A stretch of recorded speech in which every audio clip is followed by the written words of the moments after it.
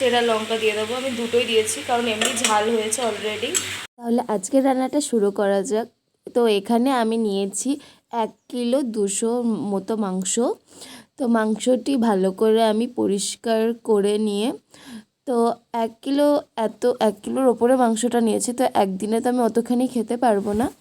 তো আমি আজকে কিছুটা রান্না করবো আর এটা আমি কিছুটা কালকের জন্য রান্না করব বলে ফ্রিজে তুলে রেখে দিলাম। তো প্রথমে আমি আলুগুলো কেটে নিলাম। হ্যাঁ, তো আলুর শেপে যেও না, এক এক রকমের সাইজ হয়েছে। তো এদিকে আমি তেলের মধ্যে জিরে এবং দারচিনি ফোড়ন দিলাম এবং লঙ্কা দিতে ভুলে গেছিলাম, তো আমি সেটা পরে কিন্তু অ্যাড করেছি। তো কি বলো তো, একা করছি তো হট হট করে কিছু না কিছু আমি স্কিপ করছি, তো সেগুলো আমার হঠাৎ করে মনে পড়ছে। তো এখানে আমি পেঁয়াজ দিলাম।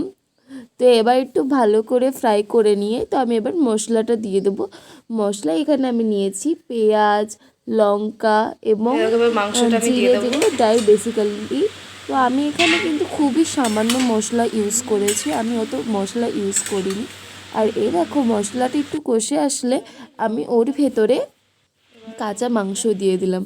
তারপরে স্বাদমতো নুন এবং হলুদ দিয়ে ভালো করে মাংসটাকে নেড়ে নিতে হবে। তারপর ভালো মতো একটুখানি নেড়ে নিয়ে ঢাকা দিয়ে রাখতে হবে এবং কিছুক্ষণ পরে ঢাকনা খুলে আবার কিছুক্ষণ নেড়ে নিয়ে তারপরে ওর ভেতরে লঙ্কার গুঁড়ো, তারপর জিরে গুঁড়ো এবং আরও যেই সব গুঁড়ো লাগে সেগুলো দিয়ে এবং মশলা ধোয়া জলটি আমি দিয়ে দেবো। তো জলটা দিয়ে আমি আবার ভালো করে নেড়ে নেব। তো হ্যাঁ, ওইটা না আমি একটু আগেই বলে দিয়েছিলাম। তো একটু জল টল দেওয়ার পরেই আমি মশলাগুলো দিয়ে আমি কষে নিয়েছিলাম। তো দেখো, আর খেতে যে এত অমায়িক হয়েছিল তোমাদের কি বলবো।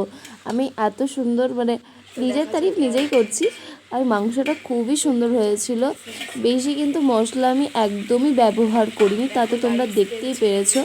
তো মাংসটা মানে চিকেন কষাটা না খুব স্লো কুকড, যত স্লো কুকড হবে তত খেতে টেস্টটা বাড়ে। তো আমি এখানে মশলা যে বেশি দিলেই যে মাংস খেতে বেশি ভালো হবে বা তেল বেশি দিলে যে মাংস ভালো হবে এমন কিছুই নয়। এখানে চেরা লঙ্কা দিয়ে দেবো। আমি দুটোই দিয়েছি কারণ এমনি ঝাল হয়েছে অলরেডি। গাইস, আদার ছিলকা।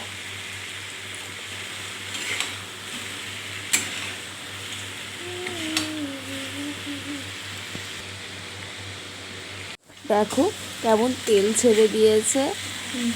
তো এই সময় আমি একটা মাংস তুলে নেব কষা খাওয়ার জন্য।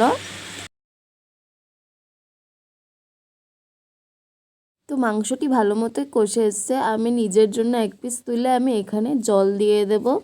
তো জল দিয়ে ভালো করে নেড়ে নিতে হবে। তো আমি এখানে বেশি জল দিচ্ছি না, কারণ আমি মাংসে অত জল মানে ঝোল পছন্দ করি না। একটু হালকা হালকা গ্রেভি থাকবে, এতে আমার ভালো লাগে। চলো हम भी टेस्ट करते हैं कैसे लगते देखिए।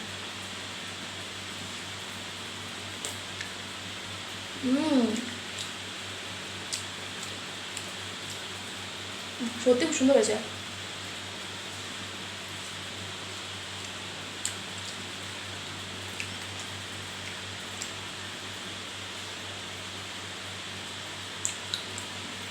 দেখতে হবে না কে রান্না করছে, আমি।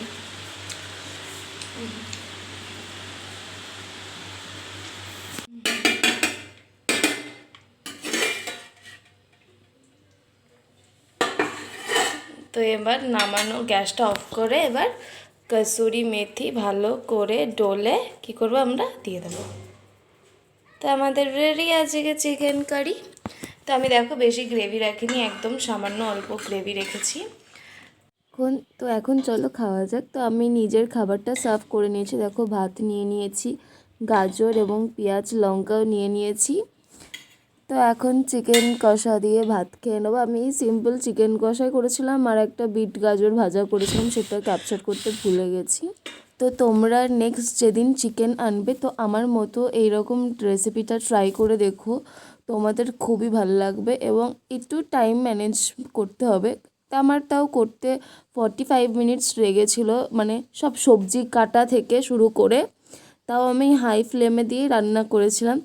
যাই হোক, ভিডিওটি তোমাদের ভালো লাগলে লাইক শেয়ার কমেন্ট করে দিও আর সাবস্ক্রাইব করতে ভুলো না। Thanks for watching. তো আজকে আমার রান্নাটা কেমন লাগলো তোমাদের সকলে জানিও। তো আজকের মতো এইটুকুনি, বাই বাই।